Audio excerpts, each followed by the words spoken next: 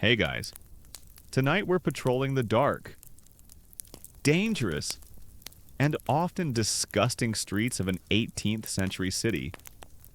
We're going to be looking at a job that was, in its own way, one of the most important in any community, the first responder. But this isn't a world of sirens, of paramedics, of trained police officers.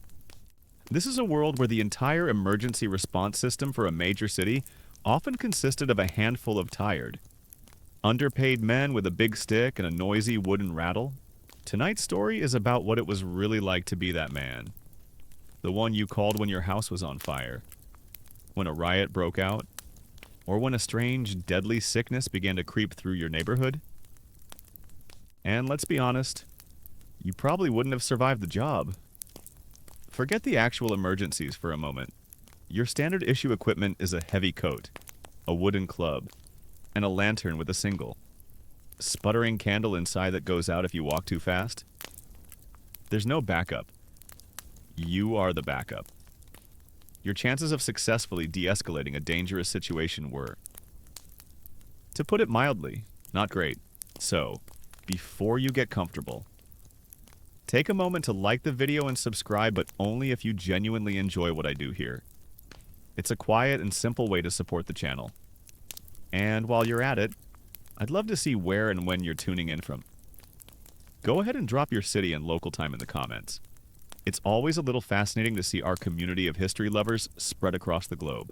Now, dim the lights. Maybe turn on a fan for that soft background hum, and let's ease into tonight's journey together. Your world begins when the sun goes down, as the respectable citizens of Philadelphia are barring their doors and lighting their evening lamps. Your workday is just beginning. You are a member of the Philadelphia City Watch, a guardian of the night in the year 1792. It is not a glamorous job. It is a cold, boring, and thankless one. But it is a job, and the few shillings a week it pays are what stand between you and the poorhouse. Your shift begins at the local watch house, a small, shabby brick building that smells of stale beer and damp wool. You and the other men of the watch, a motley collection of struggling artisans. Aging laborers, and men with no other prospects gather to receive your assignments. The captain of the watch, a former army corporal with a booming voice and a sour disposition, assigns you your beat for the night, a 4-block section of the narrow, winding street south of Market Street. He hands you your equipment, the tools of your trade.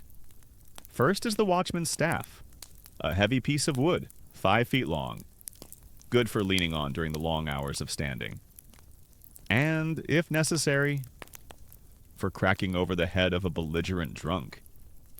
Second is your lantern, a simple box of tin and horn panels with a single, precious tallow candle inside. Your job is to protect its flickering flame from the wind, a constant and losing battle. And third is your primary instrument, your badge of office, your weapon of choice. It is the watchman's rattle. This is a simple but clever piece of woodcraft. It consists of a handle attached to a wooden frame, inside of which is a gear with heavy wooden teeth. A stiff, flexible tongue of wood rests against the gear. When you hold the handle and swing the rattle around your head, the wooden tongue clacks against the rotating gear, producing a sound that is less a rattle and more a loud, grating, an incredibly annoying clatter. This sound is designed to cut through the night's quiet, to spring the rattle and raise the alarm, a signal to your fellow watchmen and to the sleeping citizens that trouble is afoot. Your main weapon against the criminal underworld is a wooden noisemaker. You begin your patrol. The Philadelphia you patrol at night is a different city from the one that bustles with life during the day. It is dark. The street lamps are few and far between, and they're weak. Oily light does little to pierce the profound, inky blackness of the alleys and side streets. The grand brick houses of the wealthy merchants are dark and silent fortresses. The only sounds are the echo of your own footsteps on the cobblestones, the distant barking of a dog, and the scuttling of rats in the refuse that lines the gutters. Your job, as it has been explained to you, is not to be a soldier or a constable. You are a deterrent and an alarm clock. Your primary function is to simply be a presence, a sign that the city is not entirely abandoned to the darkness. This is the common historical reality of early American city policing. It was not about investigation or pursuit. It was about prevention and raising the alarm. Your duties are simple and monotonous. You walk your beat, you check the doors of the shops and warehouses, making sure they are barred and locked. You peer into the dark alleyways, your lantern casting long, dancing shadows, on the lookout for any sign of trouble. And on the hour, you perform your most important public function. You call out the time and the state of the weather, your voice echoing in the quiet streets. 10 of the clock on a fine night, and all's well. The call is a comfort to the sleeping citizens in their beds, a reassurance that a guardian is watching over them. For you, it is mostly a way to stay awake, to mark the slow, cold passage of the hours until dawn. Your duties mostly consist of making sure doors are locked and yelling at the moon about what time it is. The nature of crime and order in a city like yours is a subject that future historians will debate.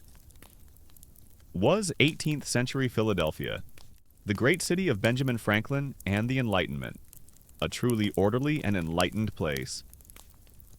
Or was that just a veneer, a daytime fiction that dissolved the moment the sun went down, leaving the night to the thieves, the brawlers, the drunkards, and the desperate from your perspective on the street?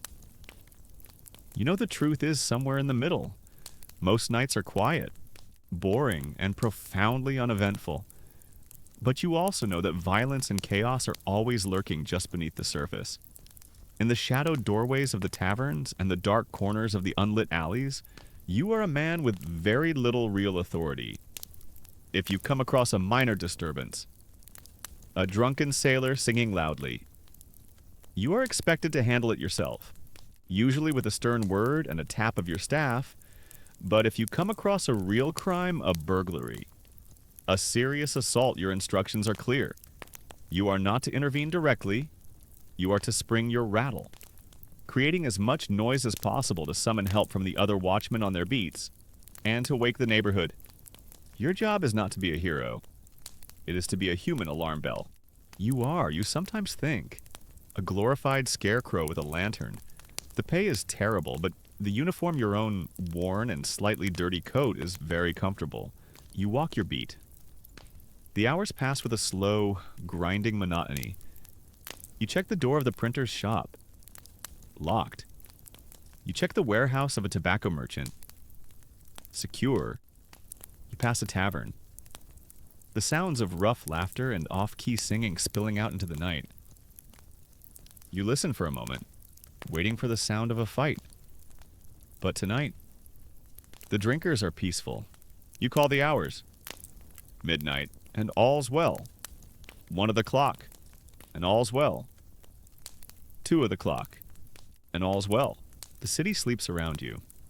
It is a great breathing beast, and you are one of its quiet, nocturnal guardians. You feel a strange sense of ownership, of connection to these dark, silent streets. This is your city, your watch. You are nearing the end of your shift. The first, faint, gray light of dawn is beginning to touch the eastern sky.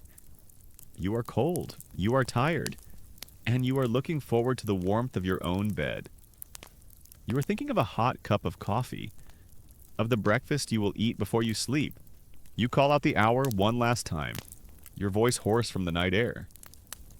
4 of the clock, and all's well. You believe the words as you say them. The city is quiet. The night has passed peacefully. All is indeed, well, you do not know that. At this very moment, a ship is making its way up the Delaware River. A ship from the island of Saint-Domingue. A ship with a cargo of desperate refugees. You do not know that deep in the hold of this ship, the larvae of the Aedes aegypti mosquito are hatching in the stagnant water barrels. And you do not know that these mosquitoes carry a fever that will, in a few short weeks, turn your quiet, boring, and predictable world into a living hell. You finish your patrol and head back to the watch house, your footsteps echoing on the cobblestones.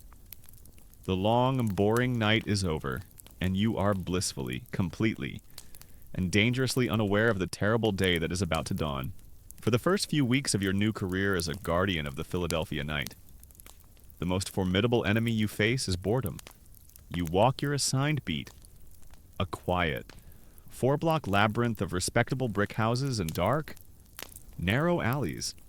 You check the locks on the doors of the silversmith and the tailor. You call out the hours, your voice a lonely, echoing presence in the sleeping city. 10 of the clock, and all's well. The city is at peace, and your job is a simple, monotonous, and cold one. Your understanding of what it means to be a first responder in this new republic is shaped by the small, routine emergencies of city life. You learn that your role is not to be a hero, but a human alarm bell. A man whose primary function is to make a great deal of noise when things go wrong. The first test comes in the form of a tavern brawl. You are on your patrol near the waterfront, the air thick with the smell of tar and the river. From inside a rowdy sailor's tavern called the Anchor, you hear the familiar sounds of drunken revelry singing, shouting, loud laughter. But then the sound changes. You hear the sharp crack of splintering wood, the crash of breaking glass, and the roar of angry voices. Your training, such as it is, kicks in. You do not rush into the tavern. Your staff raised, that would be suicide. You are one man, and there are 30 drunken sailors inside. Your duty is to stand a safe distance from the door. Take out your wooden rattle and spring it. You swing the rattle around your head, and it produces its signature, grating, clattering roar, a sound like a cart full of rocks being driven over a wooden bridge. It is a sound designed to carry, to cut through the night's quiet. You put your whistle to your lips and you blow a series of sharp, piercing blasts, and you shout at the top of your lungs, "The watch, the watch." All's not well. The brawl spills out into the street, a chaotic, tumbling mass of angry, drunken men, swinging fists and broken chair legs. They pay you no mind at all. You are just a noisy annoyance at the edge of their conflict. Soon, you see the flickering lanterns of the other watchmen. Converging on your position, there are 4 of you now. 4 old men with wooden sticks against 30 angry sailors. The odds are not in your favor. Your strategy is not one of confrontation, but of containment. You form a loose, shifting line, using your staffs to poke and prod, to separate the main combatants, to trip up the ones who are trying to flee. It is less a police action and more like trying to herd a large, angry, and very drunk flock of sheep. The brawl eventually burns itself out, its energy consumed by cheap gin and exhaustion. You manage to detain 2 of the most belligerent sailors, holding them until the High Constable, the city's only real law enforcement officer, can be roused from his bed. The rest of the brawlers simply melt away into the night's shadows. You are left standing in a street littered with broken glass and the wreckage of a few chairs. Your knuckles bruised, your coat torn. You have, technically, restored order, but the experience leaves you with the distinct feeling that your authority is a very fragile and mostly symbolic thing. A few weeks later, you face the second great urban emergency fire. You are on your patrol in a quiet residential neighborhood when you smell it. The unmistakable, acrid scent of burning wood. You follow the smell, your pace quickening, and you see it, a flickering. Orange glow in the upstairs window of a handsome 3-story brick townhouse. You do not hesitate. You spring your rattle. The loud, clattering sound of frantic heartbeat in the quiet street. You run to the church at the end of the block, and you begin to pull on the grate. Thick rope for the church bell. The deep, frantic toll of the fire alarm now joining the clatter of your rattle. And you scream, your voice raw with urgency. Fire, fire on 3rd Street fire. The city's response to a fire is a magnificent and terrifying example of organized chaos. There is no professional fire department. There are the volunteer fire companies, a system famously championed in your city by the great Benjamin Franklin himself. These companies are a mixture of civic duty and social club. each with their own engine, their own uniform, and their own fierce rivalries. Soon, you hear the rumble of wheels and the shouts of men. The local volunteer company, the Franklin Hose Company, arrives, a score of men. Some still in their nightshirts, pulling their hand-pumped engine behind them. Your role as a watchman now shifts. You are no longer law enforcement. You are a member of the firefighting effort. Your first job is to control the crowd of onlookers who have been drawn by the bell and the glow. Your second job is to join the bucket brigade. A great double line of citizens is formed. Stretching from the burning house down the street to the nearest public water pump, it is a human conveyor belt. One line passes full leather buckets of water, hand to hand, towards the fire. The other line passes the empty buckets back to the pump to be refilled. You take your place in the line, your hands becoming numb from the cold water, your arms aching from the repetitive motion. It is a slow, inefficient, and desperately heroic effort. You watch the men at the pumper. It is a small, ornate machine, but it is feeble against the growing blaze. It takes a dozen men, working frantically on the long wooden levers. The pump handles to produce a weak, sputtering stream of water that barely reaches the second-story windows. It's like trying to spit on a dragon. You are seeing firsthand the state of your city's emergency services. They are brave, they are well-intentioned, and they are hopelessly, pathetically, outmatched by any real crisis. The house is a lost cause. The fire is now roaring, consuming the dry, wooden interior. The roof groans, sags, and then collapses in a great shower of sparks and embers. The strategy of the fire company now shifts from firefighting to damage control. They bring out the fire hooks, great iron hooks on the end of long poles.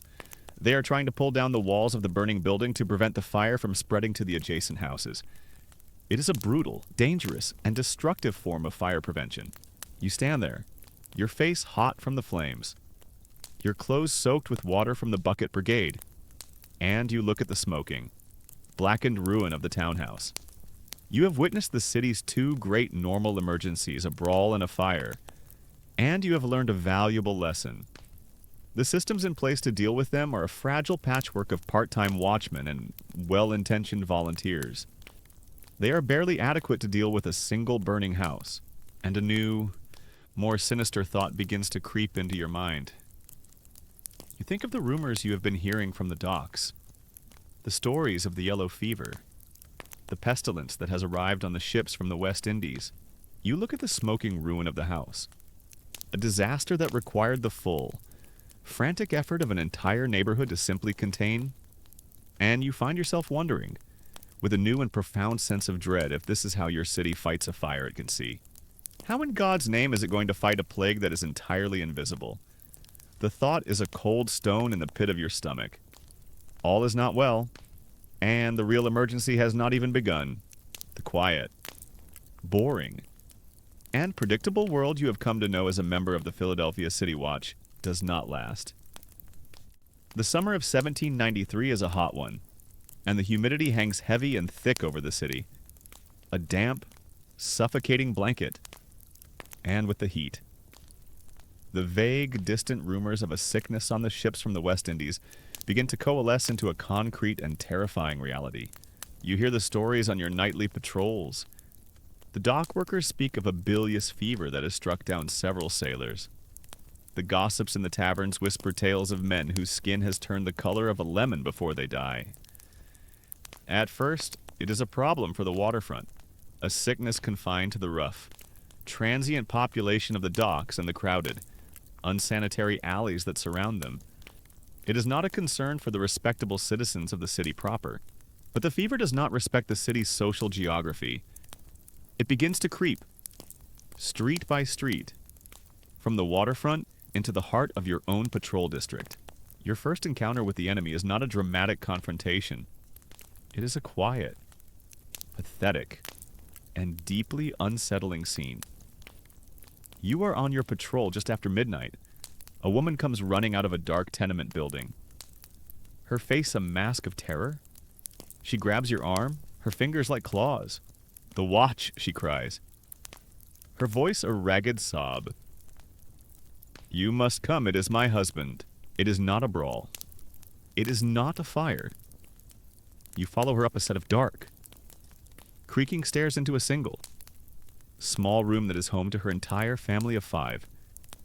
The air in the room is suffocating, thick with the smell of unwashed bodies, of sickness, and of a strange, Swedish odor you have never smelled before. It is the odor of the fever itself, a smell you will come to know with an intimate and horrifying familiarity. Her husband, a dock worker, lies on a straw pallet on the floor. He is a strong, stout man, but he is in the grip of a power that has rendered his strength meaningless. His body is convulsed with violent shivers, yet his skin, when you cautiously touch his forehead, is burning with a raging fever. His eyes, open and staring, are not white, but a shocking, jaundiced yellow. And as you stand there, helpless, he is seized by a violent fit. He retches. And what comes out of his mouth is not food, but a dark, black, granular substance, like coffee grounds soaked in blood. You have just seen the black vomit, the final, horrifying, and almost always fatal symptom of the yellow fever. You have no idea what to do. Your training has not prepared you for this. Your job is to deal with drunkards and to shout, "Fire." Your tools are a stick and a noisemaker. You are a first responder with no response. You do the only thing you can do. You tell the woman you will fetch a physician. You leave one of your fellow watchmen, who has arrived after hearing your initial shouts, to stand guard outside the door, and you run, your heart pounding, through the dark streets to the home of a respected doctor. You bring the doctor back. He enters the room, takes one look at the patient, smells the air, and his face becomes a grim, professional mask. He does not touch the man.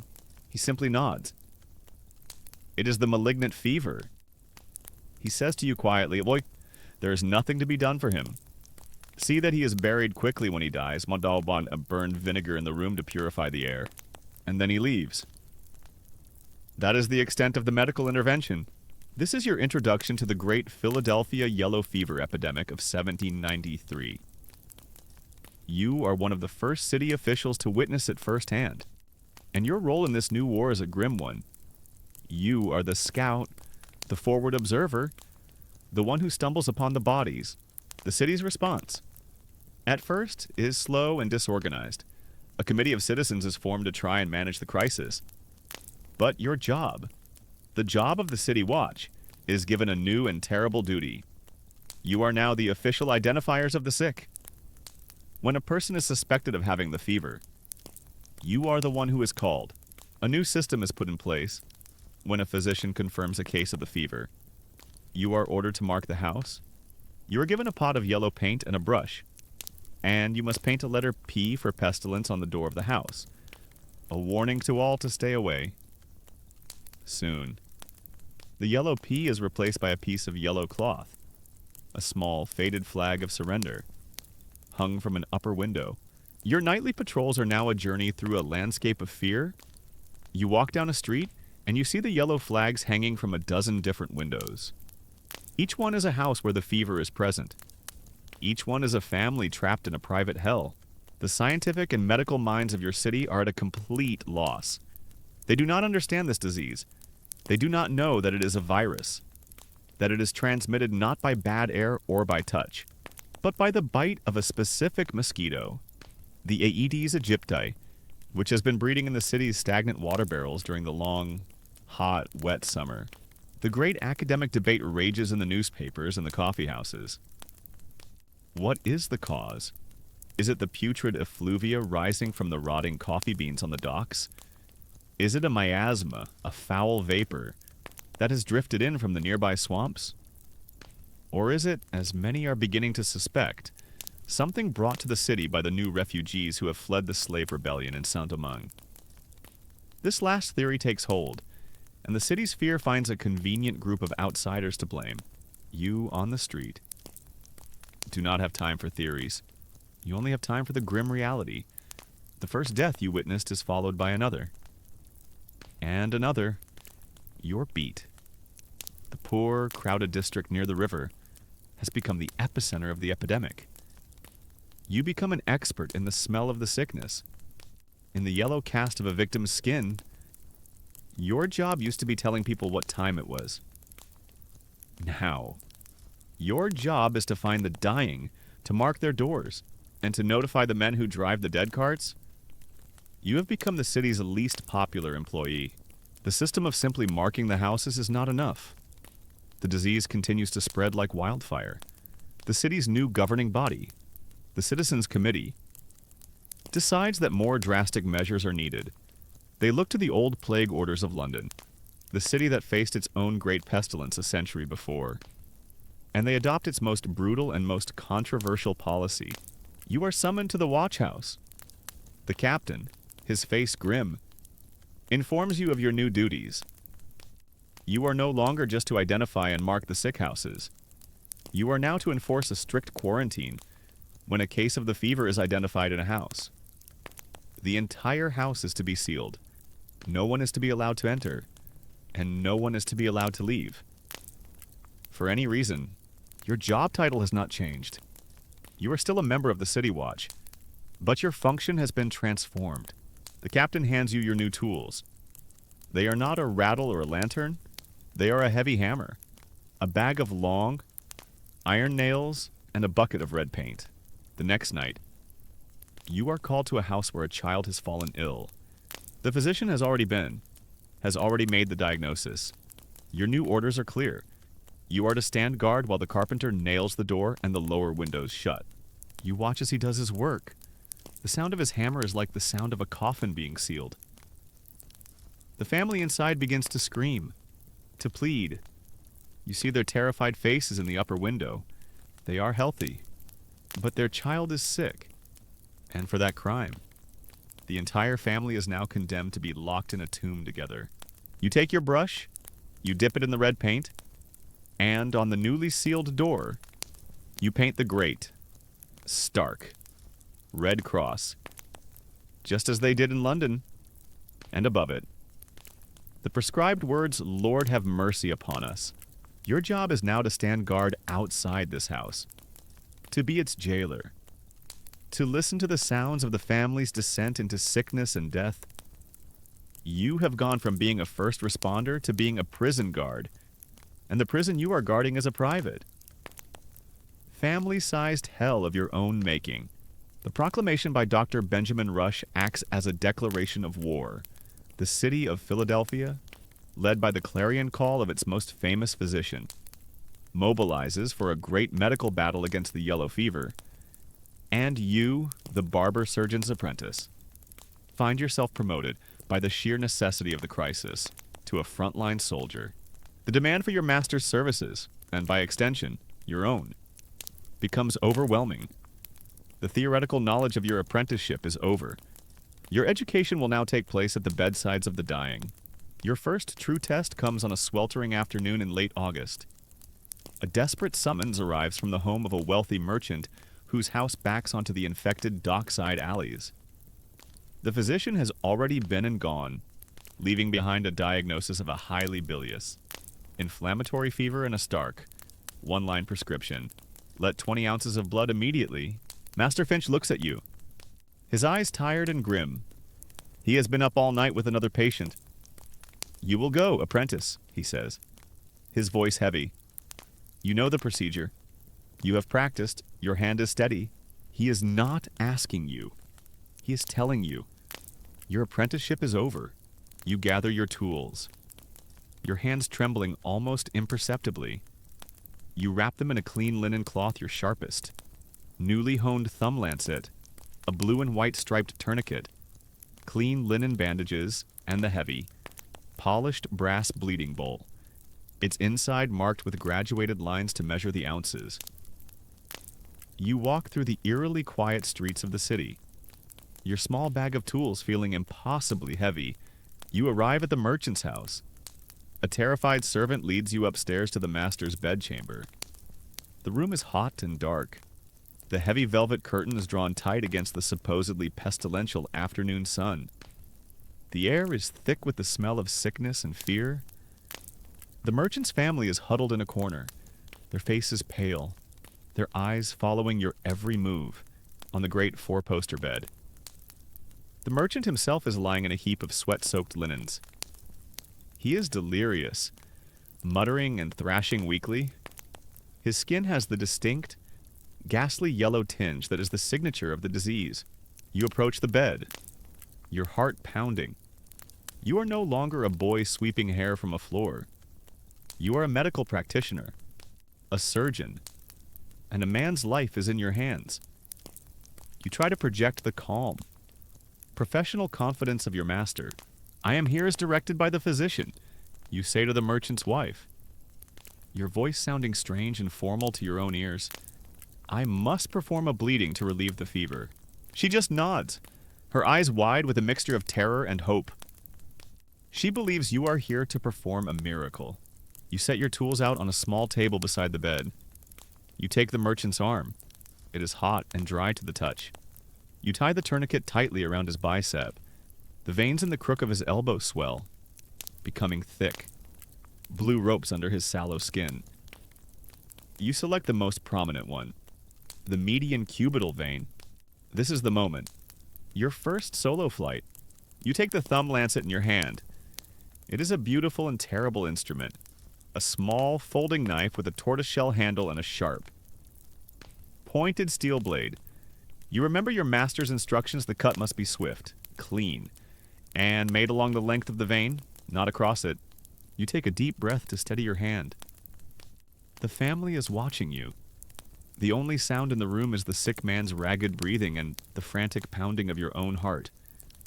You place the point of the lancet against the swollen vein, and you press.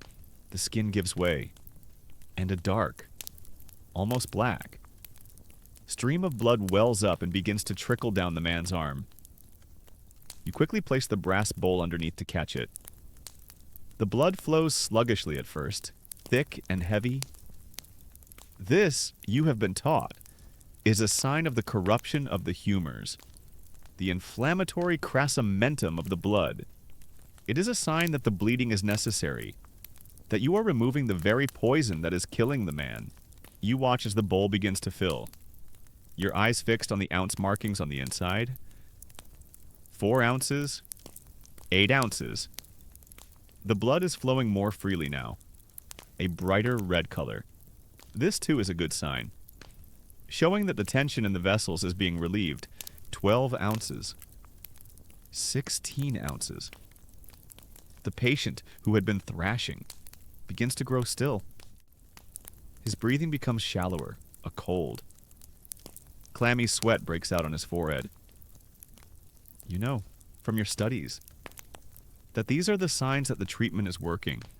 The body is releasing its morbid heat.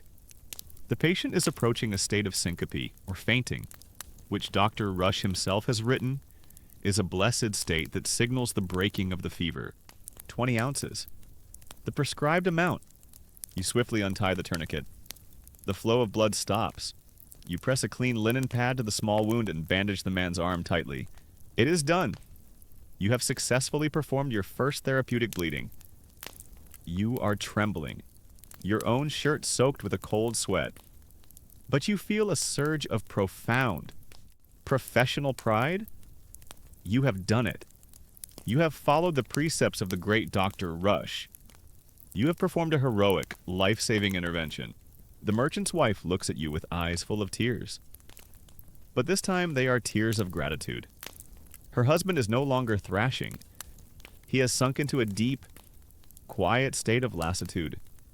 He looks peaceful. You have saved him, sir. She whispers. You pack your tools, you wash your hands in the basin provided, and you leave the house. Your heart swelling with a sense of your own newfound importance and skill. The patient's brief improvement is a phenomenon that future historians of medicine will debate. Was it a powerful placebo effect, where the drama of the procedure and the profound belief of both the patient and the practitioner created a perceived sense of relief, or was it a physiological response? The temporary drop in blood pressure from the blood loss, briefly cooling the feverish body and calming the delirium, creating a fleeting illusion of recovery before the body was weakened further. You do not know. You only know that in this moment. You believe you have done good. You return the next morning with your master to check on the patient. You are proud of your work, and you expect to be praised for your steady hand. You expect to see the merchant awake, his fever gone, his senses returned. You find the house in a state of deep, quiet mourning. The merchant's wife is weeping. The children are huddled together. Their faces a picture of grief. The merchant is dead. He died in the night, never waking from the deep, peaceful state you had put him in. Your master examines the body. He looks at the bowl of yesterday's blood, which has now cooled and congealed into a dark, lumpy mass. He nods grimly. The fever was of a most malignant nature. He declares to the grieving widow, the putrefaction of the blood was too advanced. The apprentice's work was clean, he says, glancing at you.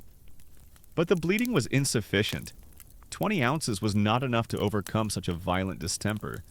Had we taken 40, perhaps even 60, we might have saved him. You listen to these words, and the pride you had felt yesterday curdles into a cold, confusing horror. You have not failed because the treatment is wrong. You have failed because you were not bold enough. The cure did not fail. You failed the cure. This is the terrible, self-perpetuating logic of heroic medicine. If the patient dies, it is not because the heroic remedy has harmed them. It is because the remedy was not heroic enough. There is no room for doubt. There is only the demand for more. More bleeding, more purging. You leave that house of mourning a changed man. Your apprenticeship is truly over. You are no longer a student. Tentatively learning a craft, you have been initiated into the priesthood of a terrible and demanding religion. You now understand that your job is not just to let blood, it is to wage a relentless, heroic, and bloody war against disease. And you have been taught that in this war. There can be no half measures. You must be bold. You must be aggressive. You must bleed, and bleed, and bleed again. The death of the merchant is a grim and formative lesson. Your master's words echo in your mind. You did not fail because the cure is wrong, but because your application of it was not bold enough. In the face of a heroic disease, you must become a heroic physician. The lesson sinks deep into your soul. Your fear is replaced by a new, hard, and zealous resolve. You will not make the same mistake again. You will not be timid. You will be a true soldier in Dr. Rush's war against the yellow fever, as the epidemic tightens its grip on Philadelphia. Your master decides that your education must be accelerated. The lancet and the simple venesection, he explains, are your primary weapon, the heavy artillery in your medical arsenal. But a true surgeon must have more than just a cannon. He must have a full range of tools, each suited for a specific tactical situation. It is time for you to learn the finer, more specialized arts of bloodletting. Your first lesson is in the ancient and respected practice of leeching. You are called to the home of a wealthy widow who is suffering from a blinding headache and a delirium that the attending physician has diagnosed as a violent inflammation of the humors of the head. The physician has prescribed a local bleeding from the temples to draw the excess hot blood away from the afflicted organ. This is a delicate area where the lancet is too imprecise, too dangerous. This is a job for the leeches. You return to the shop with your master to collect the primary instruments for this procedure. In a large glass jar on a high shelf, you keep your supply of medicinal leeches. They are beautiful and repulsive creatures. They're dark, segmented bodies moving with a slow, hypnotic grace in the murky water. They are your tiny, living, blood-sucking employees. You carry the jar to the widow's house. You watch as your master performs the procedure. He takes 2 of the leeches from the jar and places them in a small wine glass to dry them slightly. which, he explains, makes them hungrier. The patient, a frail old woman, lies still in her bed, her eyes closed, moaning softly. Your master takes the first leech and applies it to her right temple. The creature latches on instantly, its three-bladed jaw making a tiny, star-shaped, and almost painless incision. You watch, fascinated, as its body begins to swell, to become plump and engorged with the patient's bad blood. He applies the second leech to the other temple. For the next hour, you simply wait as the leeches do their quiet, methodical work. They are silent, efficient, and single-minded when they have drunk their fill. Their bodies swollen to 3 times their normal size. They simply detach and fall away, leaving behind their small, signature, tri-radiate wound, which will continue to bleed for some time thanks to the anticoagulant in their saliva. You have just witnessed a perfect, targeted, and deeply respected medical procedure. You have, in theory, just relieved the pressure on the woman's inflamed brain. She is now quieter, more still. This is seen as a great success. The fact that she is also now slipping into a coma is seen as a sign that her agitated spirits are finally at peace. Your next lesson is in the even more ancient art of cupping. This practice, your master tells you, was used by the Egyptians and the Greeks. It is a way to draw the bad humors not from a single vein, but from a wider area of the body. You learn dry cupping first. A man comes to the shop complaining of a deep pain in his back. Your master has him lie on a table. He takes a small, thick-walled glass cup. He places a small piece of burning linen inside it for a moment to consume the oxygen, then swiftly inverts the cup and places it on the man's back. As the air inside the cup cools, it creates a powerful vacuum, and the man's skin is drawn up into the cup, forming a large, raised reddish dome. It is a strange sight. Your master places a dozen of these cups along the man's spine. The theory is that this suction is drawing the stagnant, painful humors to the surface. After 20 minutes, the cups are removed, leaving behind a series of perfectly circular, dark purple bruises that look like the marks of some giant, otherworldly octopus. The man claims his back feels looser, the pain lessened, but the true art is in wet cupping, which combines this suction with bleeding.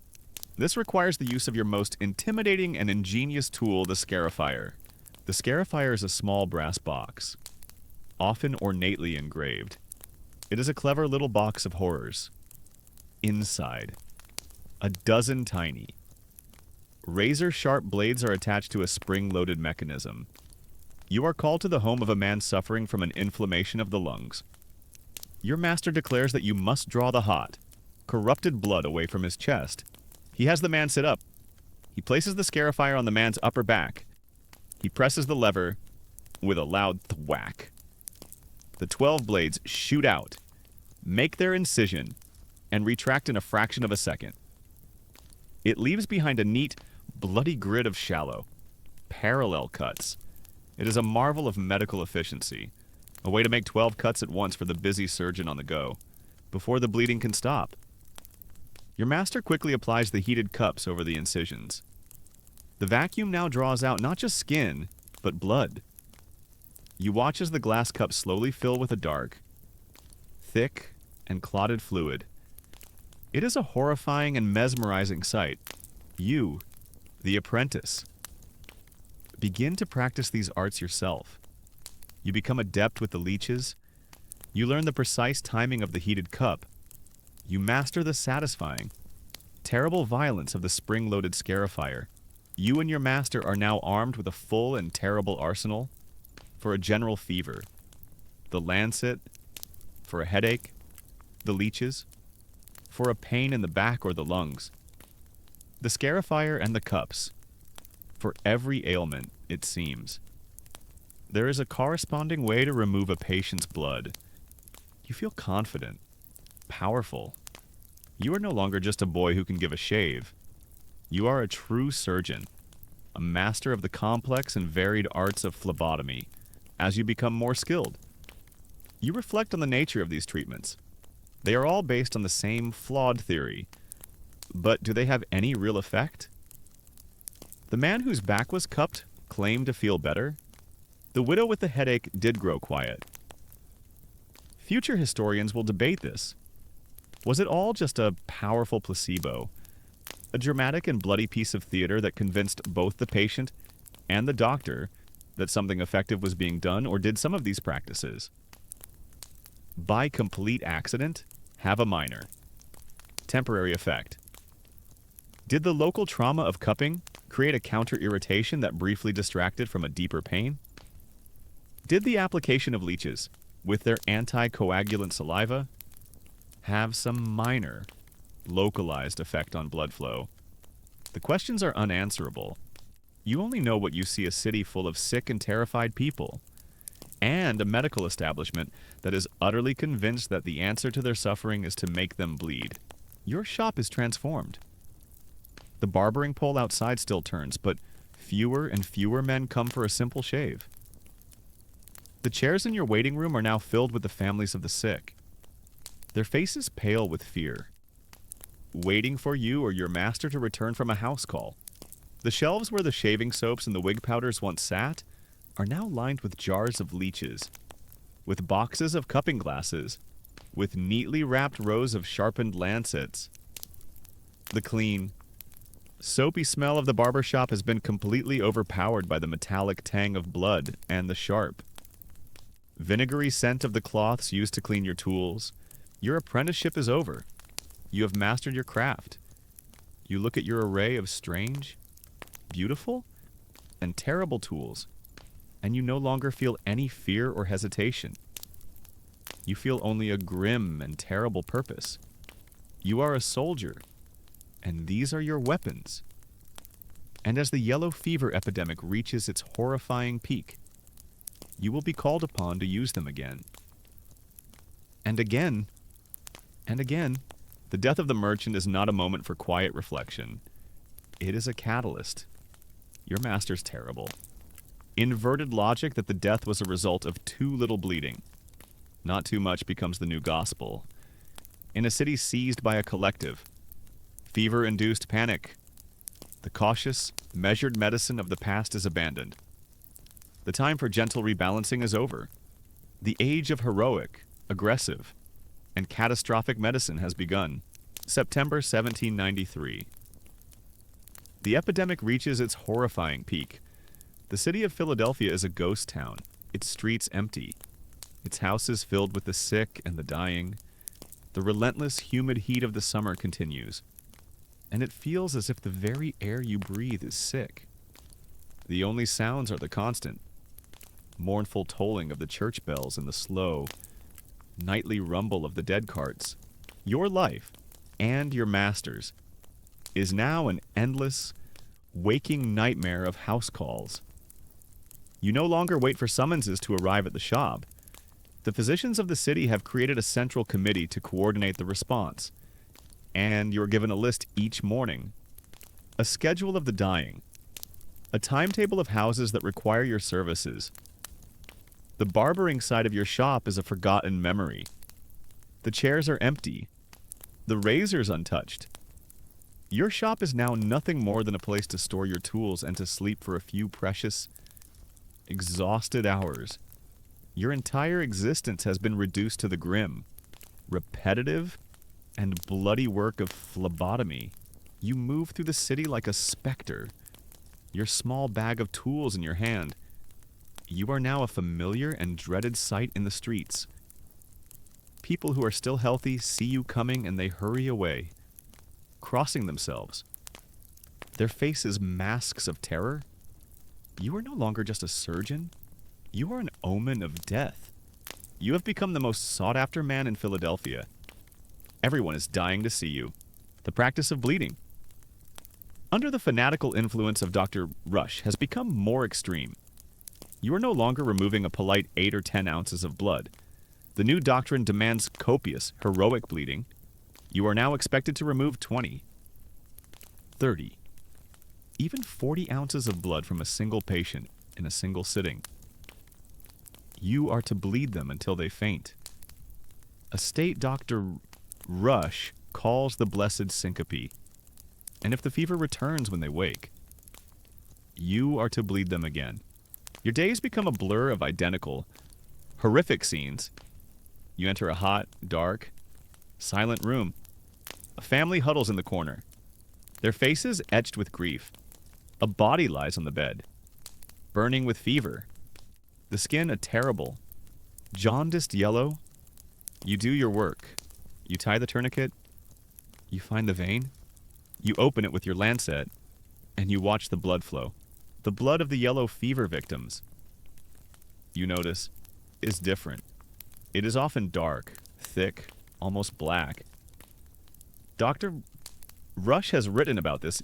He calls it putrid blood, and he teaches that its darkness is a sign of its corruption.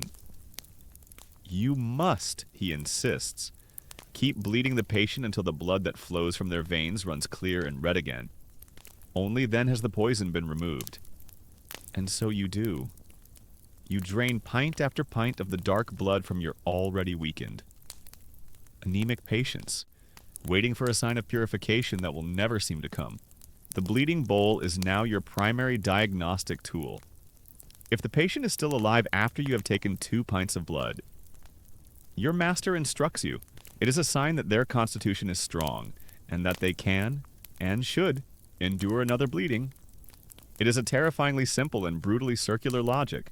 The city, in its desperation, has established an emergency hospital at Bush Hill, a great mansion outside the city limits. But it is a place of such horror, so understaffed and overwhelmed, that it becomes known as the city's pest house. To be sent to Bush Hill is to be sent to die, and so people fight to stay in their own homes. To be treated by men like you, to be bled to death in the comfort of their own beds. In the midst of this horror, a new group of heroes emerges, the members of the Free African Society. The white nurses and caregivers have either fled the city or have died. A tragic and incorrect. Belief spreads that people of African descent are immune to the yellow fever, and so, the brave men and women of this society volunteer. They become the city's nurses, its caregivers, its burial workers. You see them in the sick rooms, their presence a quiet, compassionate force. They clean the sick. They offer them water. They hold their hands as they die. They're gentle. Human care is a stark and terrible contrast to your own violent, bloody, and scientific cures. This is a great historical debate that will linger for centuries. Was the belief in black immunity a simple, if flawed, medical observation, or was it a convenient, racially motivated assumption that allowed the city's white establishment to push the most dangerous and difficult work of the epidemic onto its African American population? You do not know. You only know that you see these volunteers perform acts of selfless bravery every single day. While you perform acts of what you are beginning to fear is medical butchery, you have become a machine for letting blood. Your days are a red-tinged blur, a monotonous and horrifying cycle of walking, cutting and watching. You are no longer an apprentice, and you no longer feel like a healer. You are an automaton, a functionary of your master's will and Dr. Rush's terrible heroic theory. The city of Philadelphia is a river of blood, and you are one of the men who is opening the floodgates. It is in this state of numb, mechanical repetition that you begin to notice things. Your mind, trained in the precise and detailed craft of the barber surgeon, cannot help but observe, and the pattern that emerges from the chaos is a quiet, terrifying, and deeply heretical one. It begins as a feeling, a vague and unsettling intuition. You start to notice that the patients you see most often, the ones from wealthy families who can afford to summon you and your master multiple times a day for repeated, aggressive bleedings, seem to decline the fastest. Their journey from a high fever to the dead cart is swift, efficient, and almost universally certain. In contrast, the poorer patients, the ones who can only afford a single, small bleeding, seem to linger longer. Their misery is prolonged. Yes, but they do not seem to plummet into the final, fatal stages of the fever with the same velocity. The idea is a splinter in your mind. It is a dangerous, unwelcome thought that contradicts everything you have been taught. You try to dismiss it. It must be a coincidence. The wealthy, you tell yourself, live a softer, more decadent life, and their constitutions are naturally weaker. The poor are hardier stock, more accustomed to hardship. It is the only explanation that fits within the framework of your medical world. But the evidence of your own eyes becomes impossible to ignore. You begin to keep a secret ledger in your mind, a grim accounting of your own practice. You track your patients. You track the number of times they are bled, and you track the outcomes. The correlation is horrifyingly, undeniably clear. The more you bleed them, the faster they die. You are called to the home of a prosperous coppersmith, a man in the prime of his life. You and your master bleed him of 30 ounces on the first day. The next day, his fever is still high, so you bleed him of another 30. He dies before sunset, that same afternoon. You are called to a nearby alley, to the single room of a poor drayman. He has the fever. His family has no money. As an act of charity, you take only 5 ounces of his blood, just enough to say that the procedure has been done. You expect to be called back by the dead cart for his body the next day.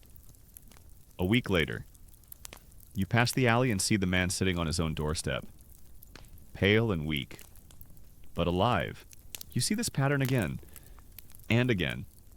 The cure seems to be killing people, and the lack of the cure seems to be giving them a fighting chance. You begin to truly see what you are doing for the first time. The great Dr. Rush teaches that the weakness and the fainting spells that follow a bleeding are a good thing, a sign that the tension of the fever has been broken. But now, you see it for what it is. It is not the breaking of a fever, it is the breaking of a human body. You are not relieving a morbid tension. You are inducing a state of shock. You are draining away the very life force, the vital fluid that the body needs to fight the disease. Your heroic cure is an act of medical vampirism. The words of the French doctor, the man you and your master dismissed as a coward, now return to you with the force of a divine revelation. You must support his strength, not drain it away. It was not the babbling of a fool. It was the simple, observable truth. You are now in the midst of a profound crisis of faith. You are a foot soldier who has just realized that his own general is insane, and that the battle plan he is following is a recipe for slaughter. You are caught in a terrible conflict between the evidence of your own senses and the entire, unquestioned medical doctrine of your civilization. This is the lonely, terrifying place where all scientific revolutions begin a single, observant mind seeing a truth that contradicts the established beliefs of the world. You try, once, to voice your doubts to your master. You're back at the shop late one night, cleaning the blood from your tools. Master Finch, you say tentatively, I have observed that the patients who are bled the least seem to linger the longest. Some even recover. Is it possible that the bleedings are weakening them overmuch? Your master turns to you, his face hard with anger and disbelief. He sees your doubt not as a scientific observation, but as a failure of your nerve, a sign of your own weakness. The boy who faints at the sight of blood is not fit to be a surgeon, he says, his voice cold. You are questioning 2,000 years of medical wisdom. You are questioning the great Hippocrates himself. You are questioning Dr. Rush, a man who is a hero of this city. We are at war with a terrible enemy. This is not a time for timid hearts or weak stomachs. The cure is sound, if the patients die. It is because their disease was too strong, or because our application of the cure was too late, or too meager. Do not let me hear such cowardly nonsense again. His words shut the door on any further debate. You are alone with your terrible knowledge. The city continues its slow, agonizing dance with death, and you must continue to play your part. But now, every time you take out your lancet, your hand trembles with a new kind of fear. Not the fear of a clumsy apprentice, but the fear of a knowing accomplice. You feel like a murderer, your conscience stained as deeply as your apron. One afternoon, you are summoned to assist a senior physician, a close colleague of Dr. Rush's, with an autopsy. The patient, a young woman, has just died of the fever, despite having been bled nearly every 6 hours for 3 days. The physician wants to examine her organs. To further document the ravages of the bilious inflammatory fever, you witness a ghoulish scene. Even after the patient is dead, the physician takes a lancet and opens a vein in the corpse's arm, letting the last of the dark, congealed blood drip into a bowl. He studies it intently. Just as I thought. He mutters, "The putrefaction is complete. Had we only started bleeding her a day sooner?" You look at this absurd and pointless act of post-mortem science, and the last vestiges of your faith in your profession crumble away. You see it all clearly now. You are part of a great collective and murderous delusion. You are all fools, armed with sharp knives and a magnificently wrong theory. Bleeding a city to death and calling it a cure? Your own. Personal breaking point arrives a few days later. You are called to the home of a seamstress, a young woman of about 19 who lives alone in a clean but poor garret room. She has the fever. Her skin is hot. Her eyes are bright with fear. She has spent her last few shillings to summon you. The barber surgeon. She believes you are here to save her. You lay out your tools on the small table beside her bed. The lancet, the bowl, the bandages. You go through the familiar, terrible motions. You tie the tourniquet around her thin, pale arm. The blue vein rises dutifully. You pick up the lancet. You are supposed to open her vein. You are supposed to drain away her strength, her life, her only chance of survival. You look at her young, terrified face, and you see the faces of all the others, the merchant, the lawyer's wife, the dozens of other patients you have bled, who are now all lying in the mass graves at Potter's Field. And you cannot do it. A rebellion, quiet but absolute, takes place in your own soul. You cannot be the agent of this cure anymore. You hold the lancet to her skin, but you do not make the deep. Clean cut you have been trained to, with a sleight of hand that is a betrayal of your entire education. You make a tiny, shallow scratch, a pinprick that is barely deep enough to draw a few. Symbolic drops of blood. You let the few red drops fall into the grate. Empty brass bowl? They look like 3 lonely tears. There, you say to the girl, your voice surprisingly calm and steady. It is done. I have taken enough to relieve the pressure of the fever. You take the few coins she has left for you on the table, and then you lean in close, and you give her a new, heretical, and life-saving prescription. Do not let anyone else bleed you. You whisper. Tell them the surgeon has already been. Drink cool water, as much as you can, and rest. Your own body must fight this fight. Do not let anyone weaken it for you. You leave her small room and you walk out into the street. A profound sense of terror and liberation washes over you. You have committed an act of medical treason. You have defied your master, your profession, and the great Dr. Rush himself. You have placed your own, terrifying, eyewitness observation above the accumulated wisdom of the ages. You have chosen to do almost nothing. You do not know if the young woman will live or die, but you know that for the first time in this long, terrible epidemic, you have finally, truly, done no harm. Your act of quiet, secret rebellion in the seamstress's small room has changed you. You have defied your master. You have defied the great Dr. Rush. You have defied 2,000 years of accepted medical wisdom. And you are terrified. You fully expect the young woman to die, to become another ghost that will haunt your conscience. Her death a direct result of your timidity, your failure to apply the heroic cure. You spend the next few days in a state of anxious dread, avoiding your master's eye, expecting at any moment to hear the news of her death. But the news does not come. At the same time, you cannot escape the bloody work of your trade. The epidemic still rages, and Dr. Rush's prescribed cure is still the law of the city. You are still sent out on your grim errands, your bag of lancets and bowls in your hand. But now, your work is a torture.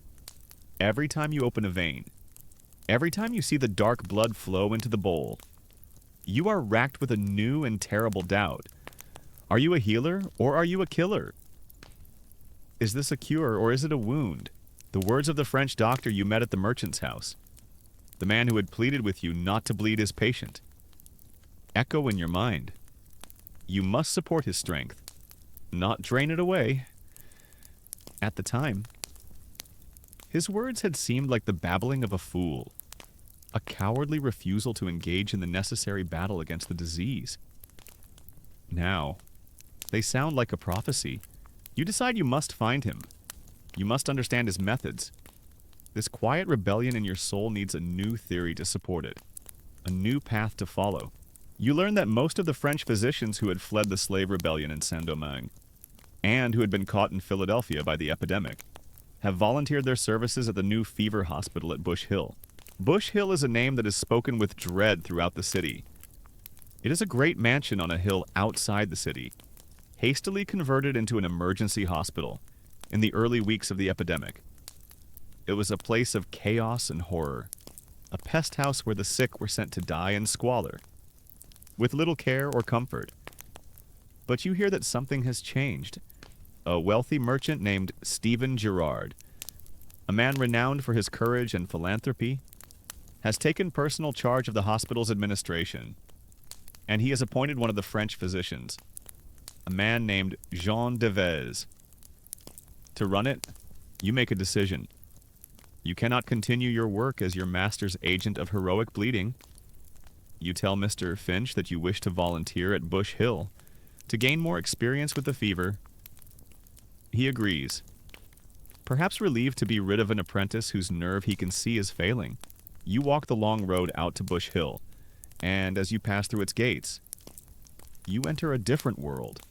The chaos and filth you had heard about are gone, under the strict, efficient administration of Stephen Girard, who, in a stunning act of bravery, personally went into the hospital, carried patients, and helped clean. A display of courage that shamed many of the city's other leaders, the hospital has been transformed. It is clean, it is orderly, and it is quiet. But it is the medical philosophy here that is the true revolution. You are introduced to Dr. Devez. He explains his methods to you, and they are the polar opposite of the methods of Dr. Rush, where Rush sees the fever as an enemy to be violently attacked.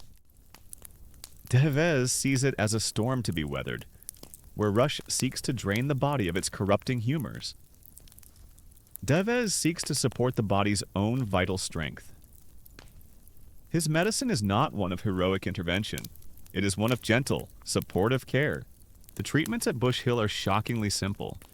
There are no bleeding bowls, no lancets, no purges of mercury. The patients are given clean beds. The windows of the wards are kept wide open to allow the fresh country air to circulate. The patients are gently bathed in cool water to bring down their fevers. And they are given nourishing food and drink chicken broth, barley water, and small, regular doses of wine and Peruvian bark, a substance known to help with fevers.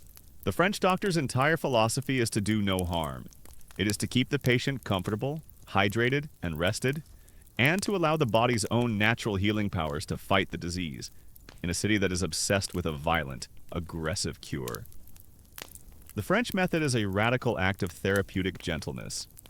Their revolutionary cure for a deadly fever is a cool bath and a glass of wine. It is a much more pleasant treatment plan. You begin to work at Bush Hill. Your old skills are useless here. You put away your lancets and your scarifiers. You are no longer a surgeon. You are a nurse. You spend your days not letting blood, but changing soiled linens. Not administering purges, but offering a cup of cool water. A spoonful of broth.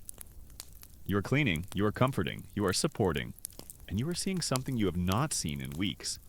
You are seeing people survive. Not everyone.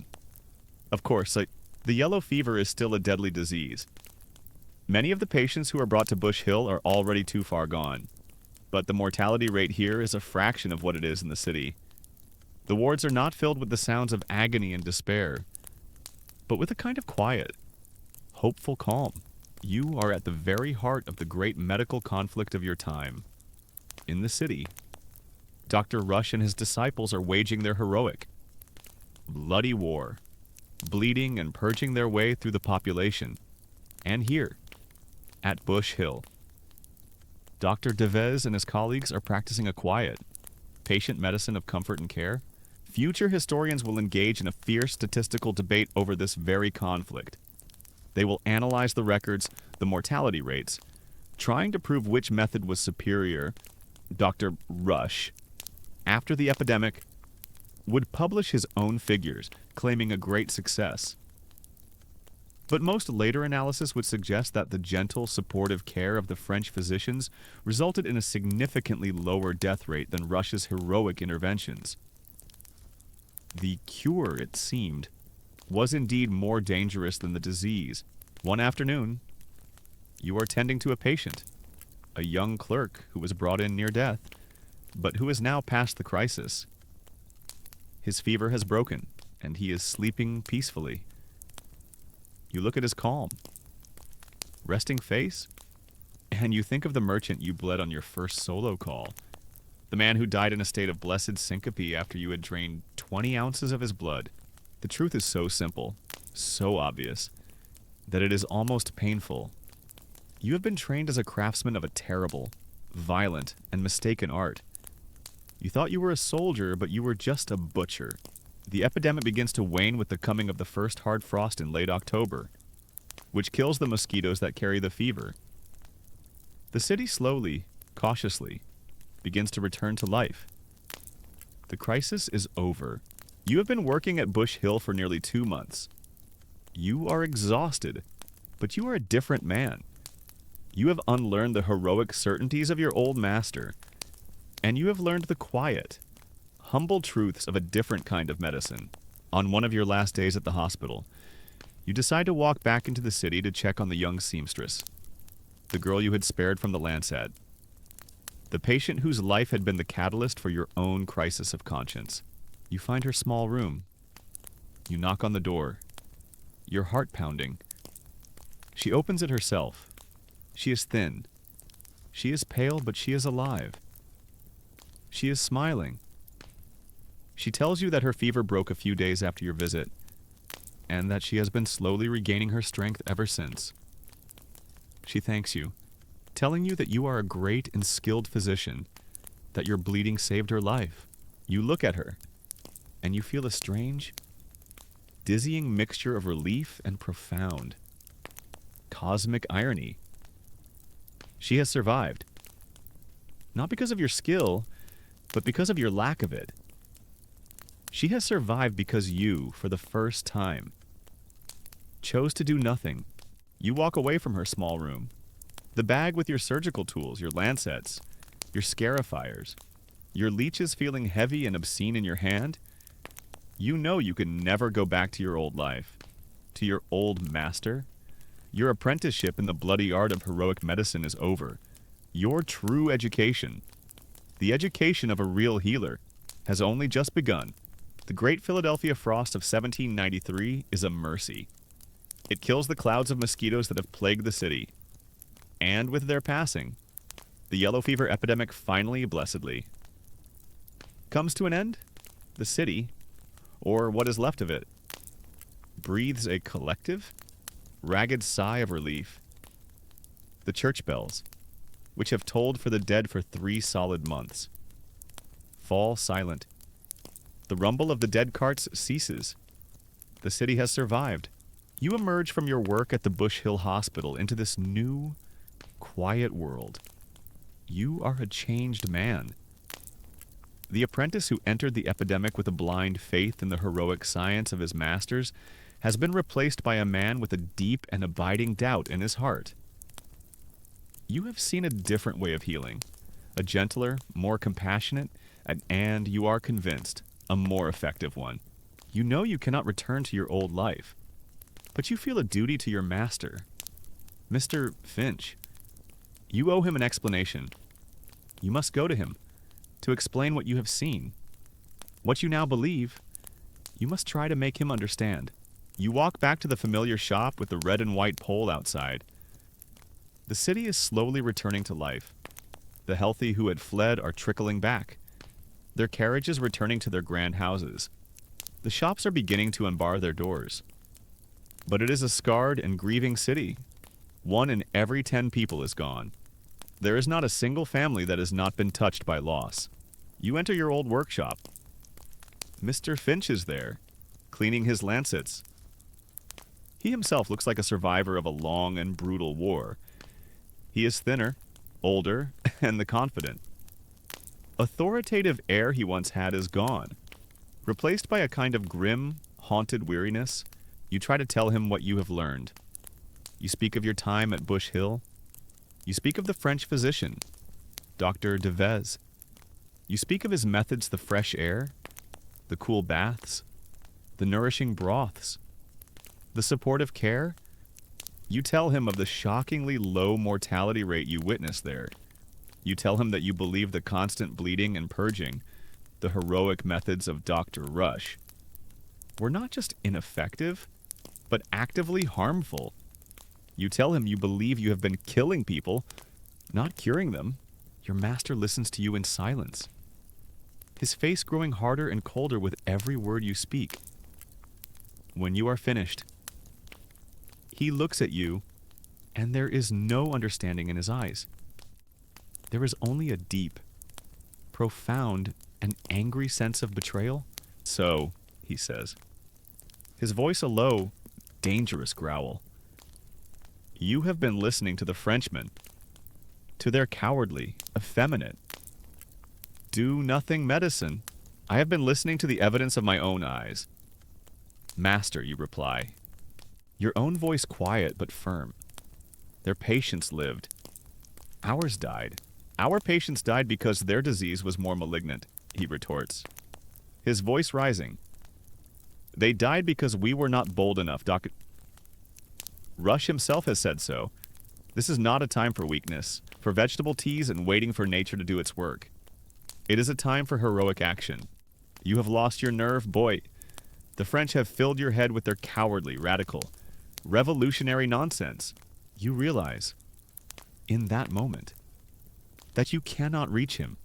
His entire professional identity, his pride, his very sense of self, is built upon the foundation of the heroic tradition.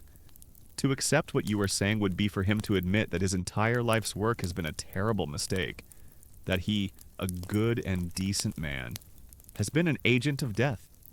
It is a truth too monstrous for him to bear. The gap between his worldview and yours is now unbridgeable. Just then, the bell above the shop door jingles. A man enters, supporting his teenage son. The boy is pale, his breathing shallow, his face slick with the sweat of a high fever. It is not the yellow fever, but a common inflammation of the lungs, a disease that is rife in the cold, damp aftermath of the epidemic. The man is a friend of your master. He has brought his son here for the only cure he knows. Finch, he says, his voice thick with worry. The physician has seen him. He says the boy's blood is inflamed. He has prescribed a bleeding, a generous one. Your master looks at the boy, and then he looks at you. A hard, challenging glint comes into his eyes. This is the moment of your final test. This is where your new radical theories meet the hard reality of your old craft. Master Finch turns to the back of the shop to fetch a fresh bowl. He looks over his shoulder at you. Apprentice, he says, his voice cold and deliberate. Prepare your lancet You will bleed the boy. Show me that you have not forgotten your training. You look at the sick boy, who is now sitting on the barber's chair. He is weak. He is frightened. His body is already struggling to fight a powerful illness, and you are being ordered to open his veins and drain away his life's blood, to weaken him further, to perhaps push him over the edge from which he cannot return. You think of the seamstress, the girl you spared. You think of the patients at Bush Hill, nursed back to health with nothing more than water and rest. You think of all the others, the ones you bled, who now lie in the city's mass graves. You look at your master, at his hard, expectant face, and you look at the sharp, gleaming lancet in your hand, and you make your choice. You slowly, deliberately, place the lancet down on the wooden counter. No, you say, your voice quiet, but it rings with an absolute unshakable finality in the silent shop. Your master turns and stares at you, his face a thundercloud of disbelief and rage. What did you say? I will not do it. Master, you say, looking him directly in the eye, I will not bleed this boy. It will harm him. It may kill him. I will have no part in it. You turn to the boy's father, sir. Your son needs rest. He needs warmth. He needs nourishing soup. He does not need to be bled. The silence in the room is thick and heavy. The father looks from you to your master, his face a mask of confusion. Master Finch's face is purple with rage. This is an act of open, public insubordination. You have shamed him in his own shop, in front of his own friend. You have rejected his authority, his craft, his entire world. Then you are no apprentice of mine, he says. His voice a low, trembling hiss. You are a coward and a fool. You have been corrupted by foreign ideas. Take your tools and get out of my shop. I never want to see your face again. The words are a final, brutal severing. You have been cast out. You do not argue. You simply nod. You go to your small workbench and you gather your tools, your lancets, your scarifiers, your glass cupping jars, your brass bleeding bowls. You place them carefully in their leather bag. You walk to the door. You do not look back at your master. You do not look at the sick boy. You walk out of the shop, the bell above the door ringing a final. Mournful farewell. You have been expelled from your trade, from your home, from the only life you have ever known. You are alone, your career in ruins, your future a complete and terrifying blank. You have nothing left but your own conscience, and a radical, dangerous, and deeply unpopular conviction that the first duty of a healer is to do no harm. You walk through the streets of Philadelphia, your bag of now useless tools in your hand. You look at your own surgeon's gown, the gown you once wore with such pride. It has a faint, dark stain on the sleeve, a ghost of old blood that would never quite wash out. It is the emblem of the profession you are now leaving behind. You walk towards the Delaware River. You stand on the edge of the docks, the cold November wind whipping at your coat. You open your bag, and one by one, you take out the beautiful, terrible instruments of your former trade. The lancet, the fleam, the scarifier, the bleeding bowl. And you throw them, one by one, into the cold, gray, and unforgiving waters of the river. It is a final, symbolic act of renunciation. Your old life is over. The act of casting your tools into the Delaware River is the end of your life as a barber surgeon, and the beginning of your life as a healer. You have been cast out from your trade, but you have been freed from its terrible, murderous dogma. You are a man with no master and no profession, but you have a conviction, a new and powerful belief in a gentler kind of medicine. The years that follow are difficult. You find work not as a surgeon, but as an orderly, a nurse's assistant in one of the small private hospitals that cater to the poor. You build a new life, not on the grand theories of the physicians, but on the simple, practical principles you learned at Bush Hill. You learn that a clean bed, a cool drink of water, a nourishing bowl of soup, And a kind word are often more powerful than any medicine a doctor can prescribe. You grow older. The city of Philadelphia heals itself. Its population slowly recovering. Its commerce returning. The Great Yellow Fever epidemic of 1793 becomes a dark and traumatic memory. A story the city tells about itself to mark its own resilience. And the world of medicine, with a slowness that you find both infuriating and inevitable, begins to change. The heroic, aggressive medicine of Dr. Rush, while it will continue to hold sway for another generation, begins to be questioned. A new generation of doctors, trained in the hospitals of Paris and Edinburgh, begins to emerge. They are men who believe more in the new science of the stethoscope than in the ancient art of the lancet. They believe in clinical observation, in careful diagnosis. In a medicine that is less heroic and more humble, you become a part of this quiet revolution. Your own experience during the epidemic, and your years of practicing a gentler kind of care, have given you a unique wisdom. You eventually gain your own license to practice as a surgeon. Not a barber surgeon, but a modern one. You open your own small clinic in a quiet part of the city. Your clinic is known for two things. First, for its success in treating fevers, and second, for your strange, almost fanatical, insistence on cleanliness. Your apprentices are amazed by your modern obsession with washing your hands between every single patient. They think you are a great innovator. You do not have the heart to tell them that you learned this lesson not from a book, but from watching thousands of people die because of the filth on a doctor's hands. You are an old man now, a respected, if somewhat eccentric, surgeon. You are sitting in your study one evening, looking out at the thriving, gaslit streets of a new Philadelphia.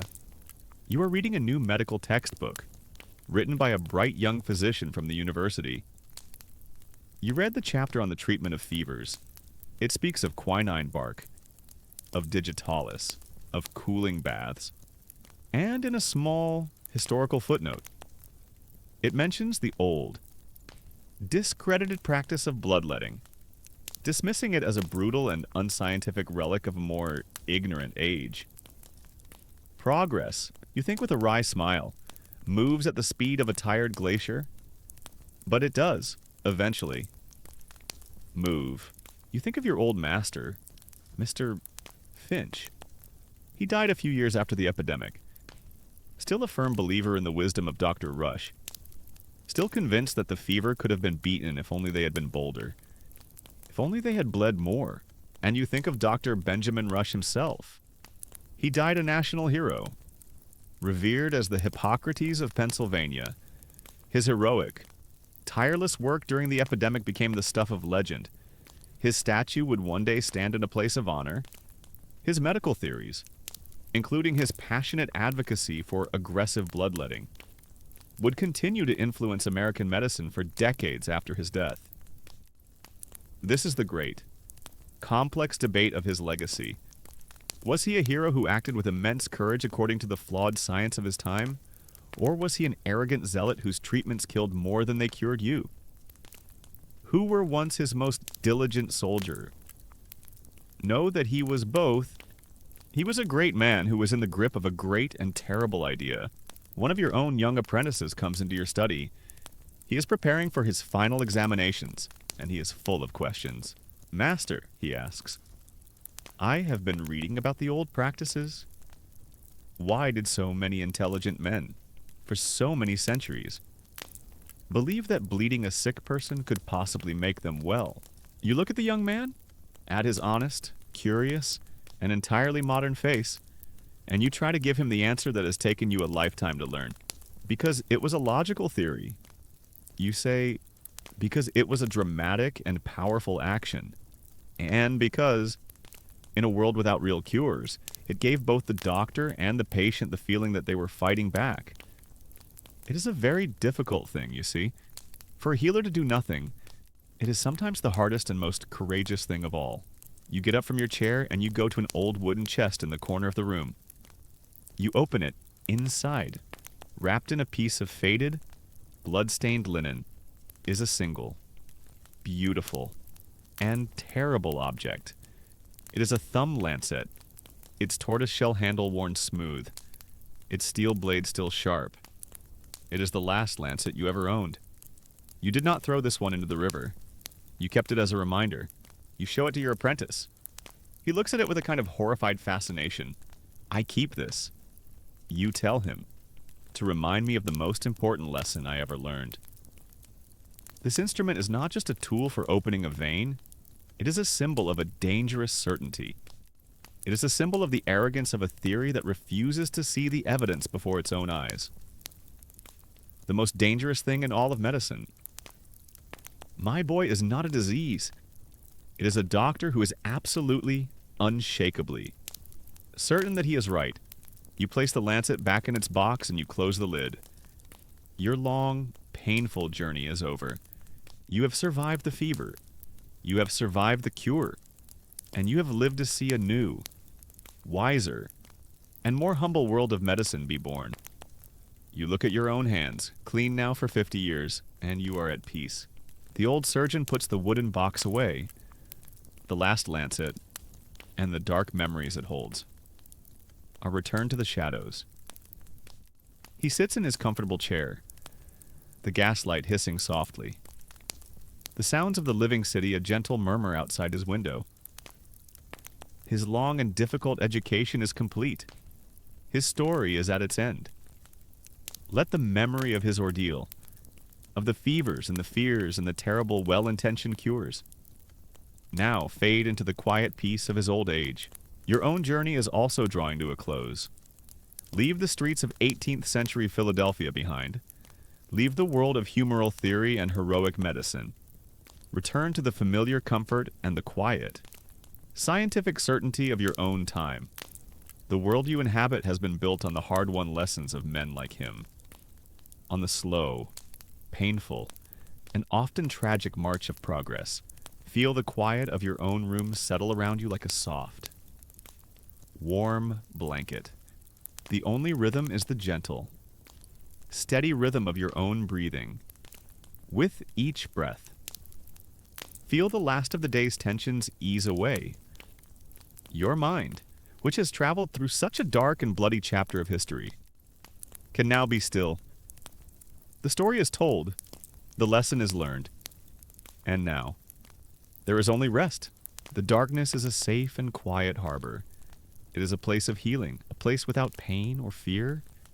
Allow yourself to drift into its gentle embrace. Let go of the day. Let go of the story. Let the slow, easy tide of sleep carry you away, out into a deep and dreamless peace.